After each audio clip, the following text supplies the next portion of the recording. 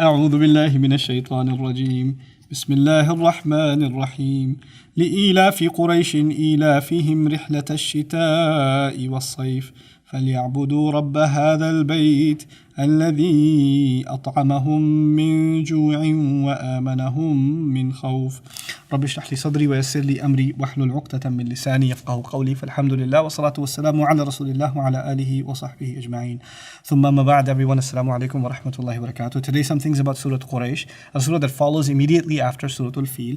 This surah is broken up easily into two parts. It's a very short surah, but you can think of it in two parts. The first part of it is what Allah does for the people of Quraysh. He does certain things for the convenience of Quraysh.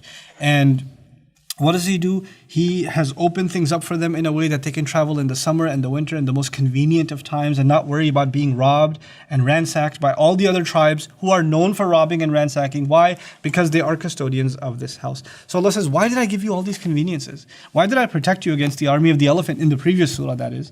For what purpose? What should you give in return? فَلْيَعْبُدُوا رَبَّ هَذَا الْبَيْتِ They should worship the master of this house. They should engage in the worship of the master of this house. Instead of saying they should worship Allah, He said they should worship رَبَّ هَذَا الْبَيْتِ. Now why?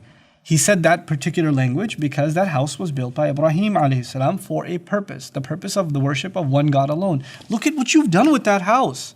How could you enjoy all the benefits that came to you as a result of being custodians of this house and violate the sanctity of that house itself?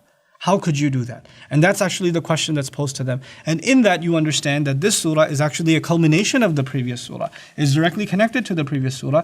Ibrahim alayhi salam's prayer is fulfilled here. The first part of that prayer was, give them safety. رَبِّ اجْعَلْ هَذَا بَلَدًا آمِنًا. The second part of that prayer was, وَارْزُقْ أَهْلَهُ مِنَ الثَّمَرَاتِ. Provide them from all kinds of provision, all kinds of fruit. So Surah Al-Fil was how Allah made it safe.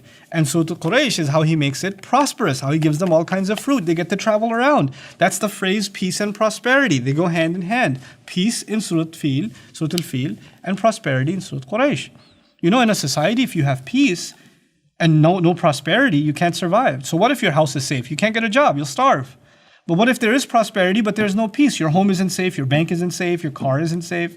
You can't survive. You need both of these things to survive. And Allah gave both of those things to the Quraysh, so they may survive and prosper as a society and flourish as a society. And He asked one thing in return: worship the master of this house, restore the legacy of Ibrahim alayhi salam. And in the next surah, we're actually going to see how they failed to restore that legacy. Barakallahu li wa lakum. Wassalamu alaikum wa rahmatullahi wa barakatuh.